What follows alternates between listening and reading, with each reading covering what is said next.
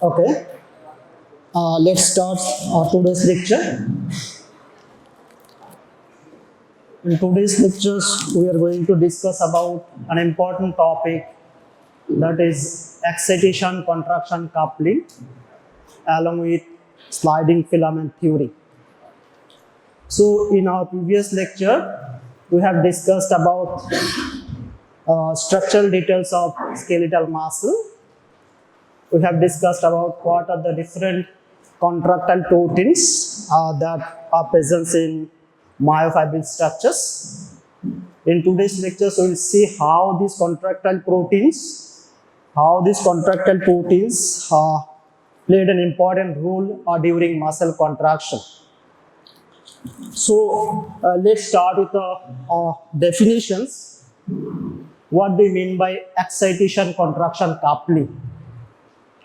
So excitation-contraction coupling is a physiological process by which an electrical action potentials in muscle fiber is converted into mechanical response, and that mechanical response is carried out by the release of calcium ion from sarcoplasmic reticulum, and in presence of calcium ions there is an activation of contractile protein actin and myosin, and there is a cross between actin and myosin, leads to the muscle contraction.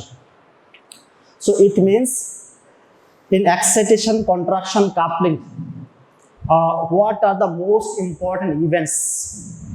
The important events are the generation of electrical action potential, and that electrical action potential basically carried out by a motor nerve,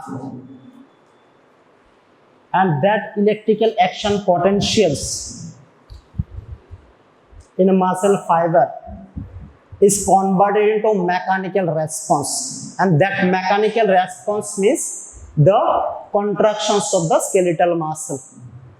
But for the mechanical response, skeletal muscles needs some important factors. So what are those factors? The most important factors is the release of calcium ion. It means the contractions of skeletal muscles depends on the availability of calcium ion, and that calcium ions are released from a specific site of muscle cell or muscle fiber, and that site is called sarcoplasmic reticulum. So once calcium ions are released from sarcoplasmic reticulum, there is activations of contractile protein of the myofibril or myofilament. The activations of actin and myosin promotes the cross-bridge formations between these contractile protein, right? So what is the first step of that excitation contraction coupling? The first step you can see, it is called action potentials arrives at the neuromuscular junction. So this is neuromuscular junction, right? This is motor neuron, this is muscle cell. So the connection or between junction between neuronal cell and the muscle cell is the neuromuscular junction. Here the type of neuron involved in the junction is motor neuron, right? And this part of this motor neuron is nerve terminals, and that motor neuron involves with the or acts as a carrier of electrical signal called action potential.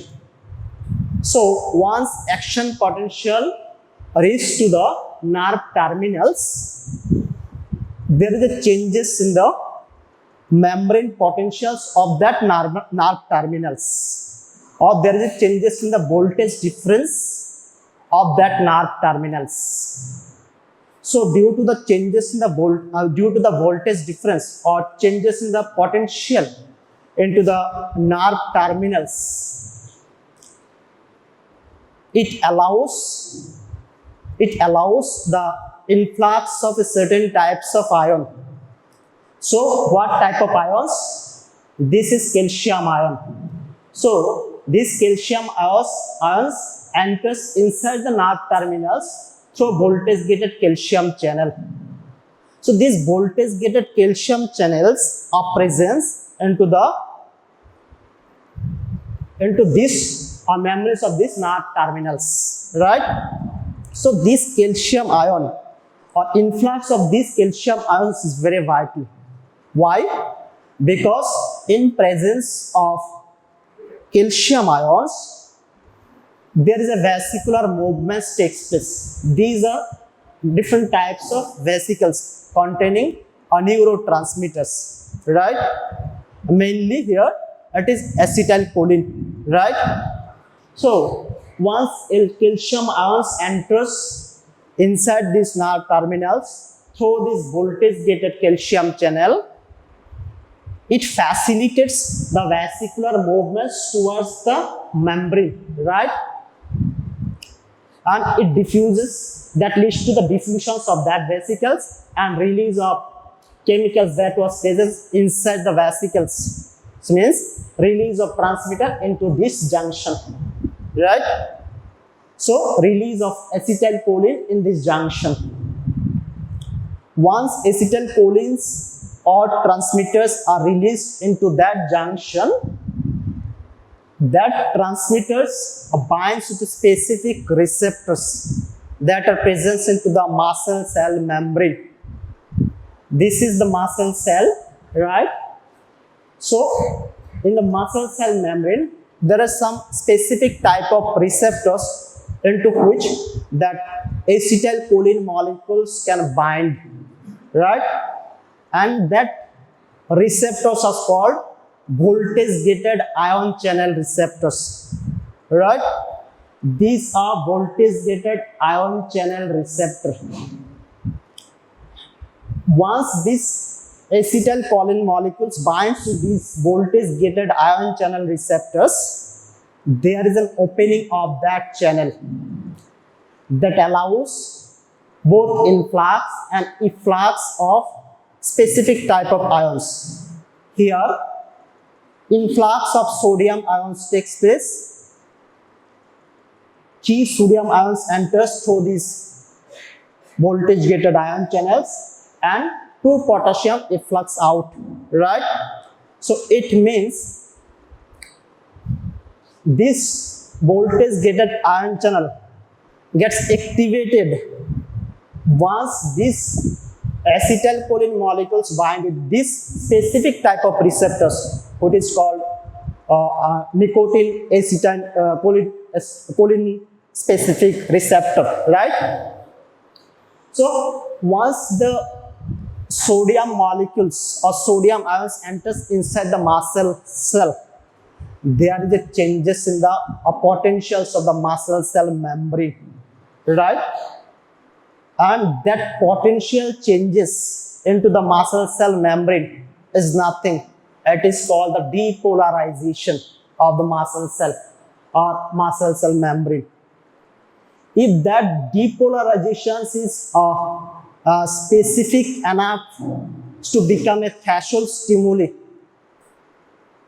then that threshold stimuli will generate action potential across the muscle cell membrane or across the sarcolemma. See here, I've already mentioned that the voltage changes, opens voltage gated calcium channels. This is the voltage gated calcium channels that allows calcium ions to flow into the terminals from the outside. So calcium ions to flow into the terminal, see, and this increases the calcium inside that pulls the acetylcholine containing vesicles towards the presynaptic membrane and fuse with this part, right? Once the vesicle fuse with the membranes, acetylcholine is released by the process of exocytosis into the narrow space. This is the narrow space between the neuron and the muscle, right? So here, the release of acetylcholine from that particular vesicles depends on the availability of calcium ion inside the nerve terminals. And from where the calcium ions are stored into that terminal parts, so it depends on the activity of that voltage gated calcium channel. See, what next? Acetylcholine molecule already released into the cleft region. So it must bind with the specific site. What is that specific site? That is the nicotinic acetylcholine receptors. And that nicotinic acetylcholine receptors are this, right? So once this binds, there is opening of that channels and that allows the influx. What influx? Sodium influx, as well as efflux. What efflux? Potassium efflux. But here, one thing should remember that the influx of sodium is much more than efflux of potassium ion. Due to the imbalance of influx and efflux of ions, it makes the muscle cell membranes from its polarized state to depolarized state, right? Because of difference in ionic concentration gradient. Clear? So, because sodium influx is much larger than the potassium influx, the inside of the muscle fiber becomes more positive. Yes, because though both the sodium ion and potassium ion carries the positive charges, but due to the more influx of positively charged sodium ion inside, the inside becomes more positive than outside. That positive ion producing a large local depolarization that is called N-plate potential. So what do you mean by N-plate potential? N-plate potential is a potential which is produced due to depolarizations of the muscle cell membrane. And depolarizations mainly takes place due to the influx and efflux of sodium and potassium ion. So these N-plate potentials, if the N-plate potentials is strong enough to depolarize the nearby muscle membrane to threshold, it opens the voltage gated sodium channels. Ultimately, these sodium channels now will allow a more and more number of sodium ion, because the muscle cell membranes are getting a threshold stimuli, right? Due to that threshold stimuli, now more and more number of sodium ions enters inside the membrane, right? See here, it means now the sarcolemma or the muscle cell membranes are in its active state. It carries the action potential, or the surface of the muscle cell membrane or sarcolemma of skeletal muscles now carries the action potential across the surface. So here, that action potential must reach every muscle fiber of the skeletal muscles for coordinated contraction, right? Now question is, who actually involves in the spreading of action potential across the muscle fiber or all the muscle fiber presence in the bundle? Yes, there is a specific structures. The name of that structures is transverse tubule. What is transverse tubule? It is a deep invagination of muscle cell membrane, right? So what is the role of that deep invagination, or what is the role of that transverse tubule structures? It carries the action potential, and not only carries, it helps in the spreading of action potential across the muscle fiber in skeletal muscle, right? See here,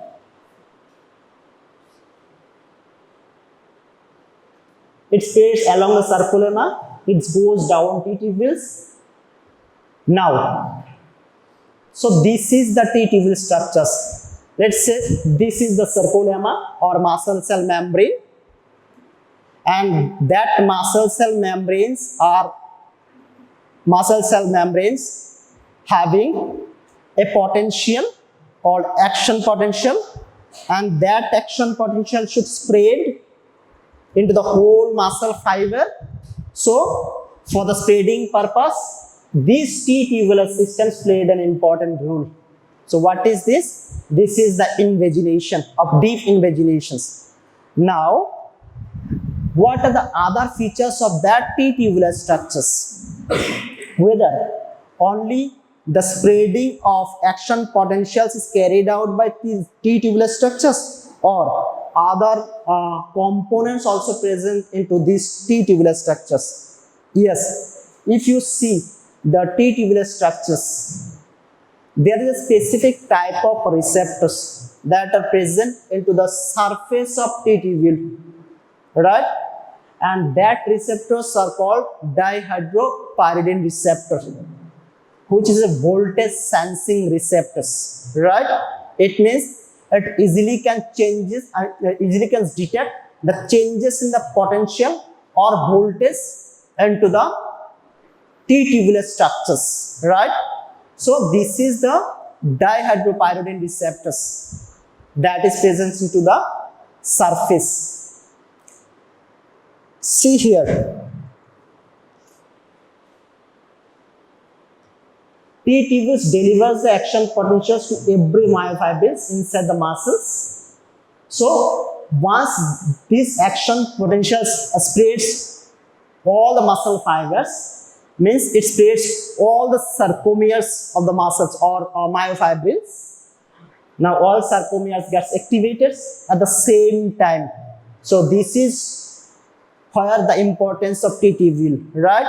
Because for the muscle contractions, all the muscle fiber should contract in a coordinated fashion at the same time. So to contract at the same time in a coordinated fashion, all the muscle fibers should get same action potential, and that action potentials are spread by the T-tubules across the sarcomere, right? Now the whole muscle fiber contracts uniformly and efficiently. See here, what I have already mentioned, this is the structure, right? And this is the voltage sensing receptor. So what is the role of that voltage sensing receptors? The role of that voltage sensing receptors means the communications with another type of receptor called ryanodine receptors. And that ryanodine receptors are located into the membrane of sarcoplasmic reticulum. So here, this is the sarcoplasmic reticulum, right? And sarcoplasmic reticulum is a cytoplasmic cell organelles of muscle cell. It means sarcoplasmic reticulums are present inside the muscle cell cytoplasm. Sarcoplasmic reticulums act as a storehouse of calcium or calcium ion. Now for the muscle contractions, it needs the release of calcium ion from that sarcoplasmic reticulums to the muscle cell cytoplasm, right? For the release of that calcium ion from inside sarcoplasmic reticulum, there must be a channel. So this is the channel that are present into the surface of sarcoplasmic reticulum, and name of that channel is ryanodine receptors, right, which is an ion channel. Now see, in T-tubular surface, the receptors is dihydropyridine receptors. In sarcoplasmic reticulum surface, there is a ryanodine receptors.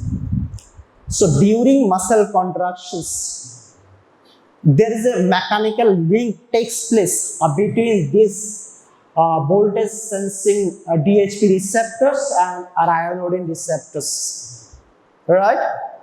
And due to the presence of the DHP receptors, the ryanodine receptors or ryanodine channels opens up and it allows the release of more and more calcium ion from inside acid to the cytoplasm or muscle cell cytoplasm, right?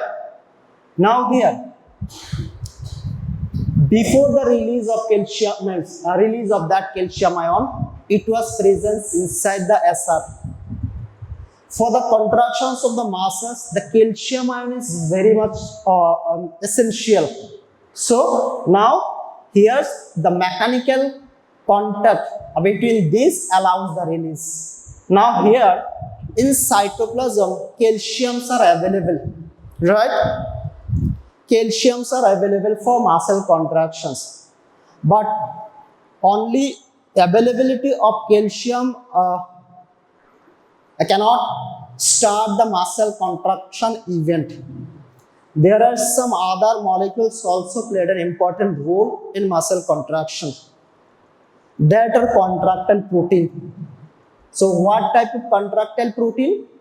These are actin protein, these are myosin protein.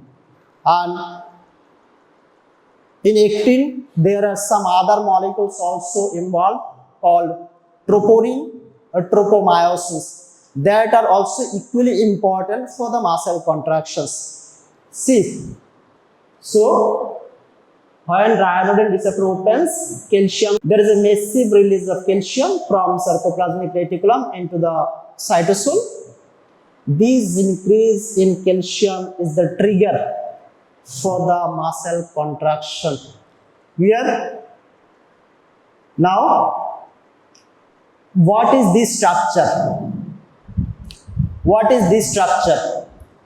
This is the actin filament. So, in these actin filaments, what are the structural protein? One is globular actin. Other than this, in the invaginations of that actin filaments, there is another protein called tropomyosin. So the arrangements of the tropomyosin is that the tropomyosin blocks a specific site of actin molecules where myosin binds, right? In absence of sufficient calcium ion, the myosin binding site in actin molecule are masked by the tropomyosin. Let's say this is the tropomyosin and suppose this area is the myosin binding site and this myosin binding site are masked by that tropomyosin. So once the calciums are released from SR to cytosol, there is some conformational changes takes place into that structures. Now we'll see how calcium ions allows into the conformational changes. So these are the different types of unit that are present into the troponin structures. It is already discussed in previous class that the troponin are mainly composed of troponin T, troponin I and troponin C. Here troponin C basically involves with the binding of calcium ion, or troponin C acts as a site for the binding of calcium ion, right? Whereas troponin T binds to the tropomyosin. It means this complex has three different domains. One domain binds to the calcium molecule, another domain binds directly with the tropomyosin, and the troponin I involves the inhibition between interactions between actin and myosin, right? Now, how this calcium release helps the unmasking of the myosin binding site present in actin? See, binding of calcium causes troponin C to change its shape, which releases the inhibitions by troponin I. So as I mentioned, what is the role of that troponin I? It prevents the interaction between actin and myosin. but it totally depends on the amount or availability of calcium ion, right? So once calcium ions are available, it releases the inhibitions by troponin I. So due to the removal of that troponin I from myosin binding site with actin, it promotes the formation of cross bridges between actin and myosin. It means now myosins can easily bind with the actin molecule, right?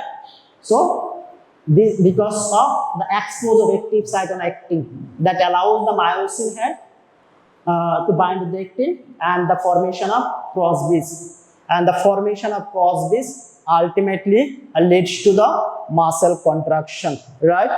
So what are the important things here? Initially, the myosin binding site was blocked. Who blocked the myosin binding site? It is blocked by troponin I, right?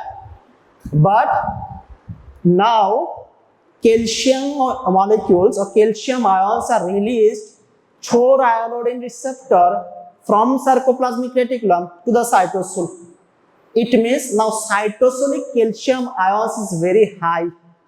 Calcium is available in cytosol. So now, due to the higher level of calcium ion in cytosolic side, now calcium ion easily can bind with this troponin C of that complex. So binding of that exposes the myosin binding site. I hope now this part is clear.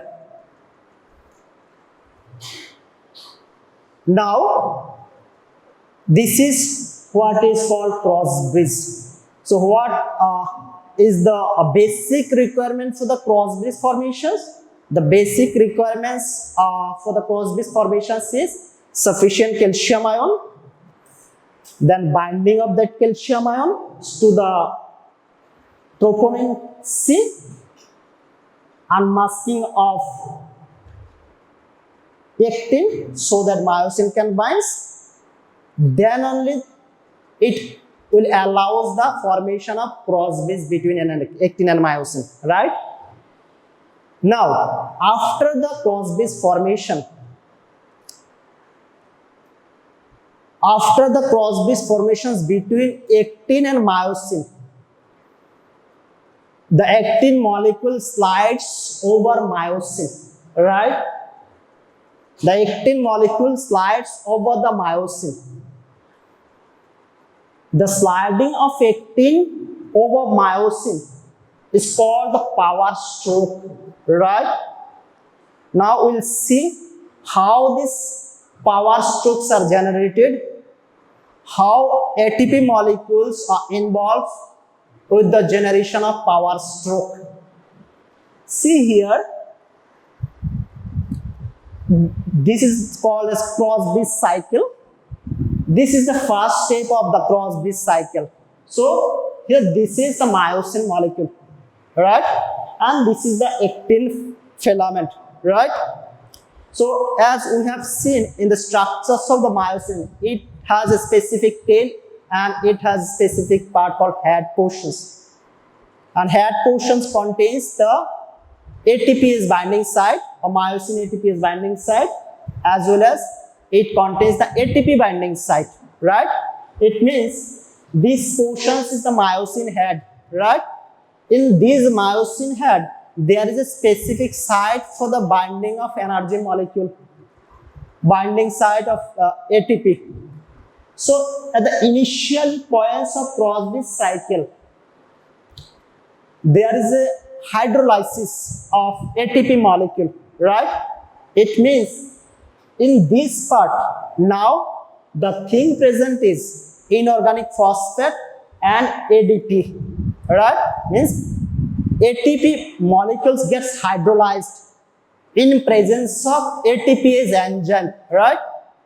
So here, this head is attached to the specific site of actin molecule, right?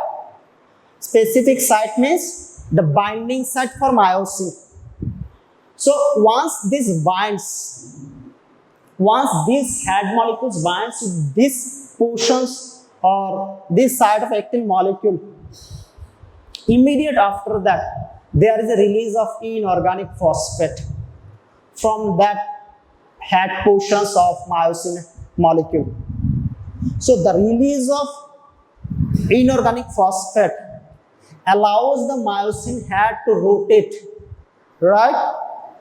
Now it rotates. Initially it was there, but due to the release of inorganic phosphate, there is a rotation of that head portions.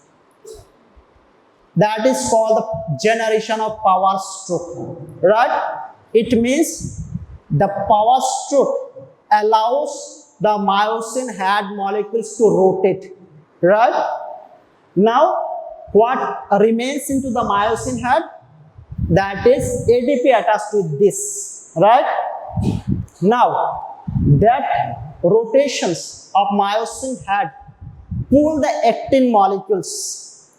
So there is a pulling of actin towards the myosin, right? And that pulling of actin towards myosin is called the power stroke. And that power strokes are the generations of that power strokes depends on the hydrolysis of ATP molecule as well as the release of inorganic phosphate from myosin head. Now see, once the power strokes are generated, in the very next step, the attached ADP are released out from the myosin head. Now, in that particular position, myosin head is totally free of phosphate or totally free of energy. No energy is attached to the head. So in that particular state, or this particular state is called the rigor state. So what is the features of that rigor state of muscle or skeletal muscles? The feature is, after rotations of the myosin head, there is a detachment of ADP molecule, and other than this, we have already seen at the very initial phase, there is already detached inorganic phosphate from myosin head, right? Now, this detachments of ADP and inorganic phosphate ultimately completes the fast event called contractile events, because the myosin head already pulls the actin fiber to slide over the myosin. Now, to continue the same events, same contractile events, it must complete the relaxation phase also, because muscles has a specific property of relaxations. Once muscle contract, it must relax too, right? So here, for the further contractions of the muscle, what is required materials? A new ATP binds to the myosin head. So once new ATP binds with that portions, that ATP is the most important things for the overall detachments of the myosin molecule from the actin thread. So you can see, so further binding of ATP molecule to the ATP binding site of myosins, there is detachments of myosin head from actin, right? And these detachments actually indicates the relaxations of the muscle fiber. So here you can see, as we have seen, the myosin head contains the enzymes.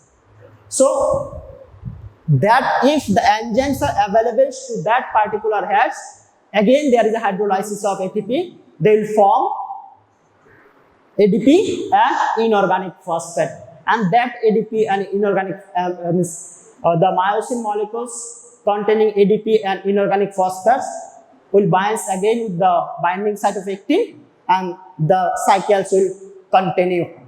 So this is how the calcium molecules allows the binding of myosin molecules to the actin fiber, and this is how myosin ATPase enzyme helps the hydrolysis of ATP molecules and promotes the muscle contractions. And finally, this is how the detachments allows the relaxation phase of the muscle contractions. So this is overall cycles of cross breath. So two important things is very essential to continue the cycle. So what are these two essential things? One is the availability of calcium ion, another one is the availability of ATP. Now, as we have seen, the binding of meiosis is very vital for the contractions. So, for the relaxations, what are the important things? For the relaxation of skeletal muscle, there should not be high amount of calcium present into the cytosol. The calcium should go back to its origin place, means into the sarcoplasmic reticulum. Right? Now, who will facilitate the calcium movement from cytoplasm to the sarcoplasmic reticulum? Yes, there is a protein called SARCA, or sarcoplasmic endoplasmic reticulum calcium ATPase pump, or SARCA. And that SARCA pump basically located into the membrane of sarcoplasmic reticulum. So this is the SARCA, right? And this phase is the inside of the sarcoplasmic reticulum. And this part is the cytoplasmic area of the muscle cell. So in the cytoplasmic reticulum, during the contraction phase, the calcium level was very high. But after completion of the contraction phase, the muscles gets back to its relaxation phase. So to maintain that relaxation events, the calcium ions should go back to its stored house. So this is the SARCA which allows the calcium flow from cytoplasm to the sarcoplasmic reticulum, right? So removing calcium, why this removal of calcium from sarcoplasmic reticulum is important? Yes, it stops the cross breath cycle. So as I've already mentioned, what is the most important requirement for the cross breath formations? Availability of calcium ion and the availability of ATP. So why calcium is important? Because calcium binding with the troponin C unmask the myosin binding site present in actin. Clear? So here, during relaxations, this calcium storage from cytoplasms should be less. So here is the importance of that SARCA pump. Now, inside the sarcoplasmic reticulum, there is another important protein called calciquestrin. This is present inside the sarcoplasmic reticulum. So what is the role of that calciquestrin? Inside the cell, calciquestrin binds to the calcium ions that increases the storage capacity of sarcoplasmic reticulum. Now, once the calcium ions gets back to the sarcoplasmic reticulum, again the tropomyosin blocks the actin. It means tropomyosin prevents the binding of myosins with the actin. So without binding, there is no chances of cross breath formations, right? So muscle returns to the relaxed state. So this is how the SARCA pump helps in the molecular process of muscle relaxation. I hope up to this is Clear?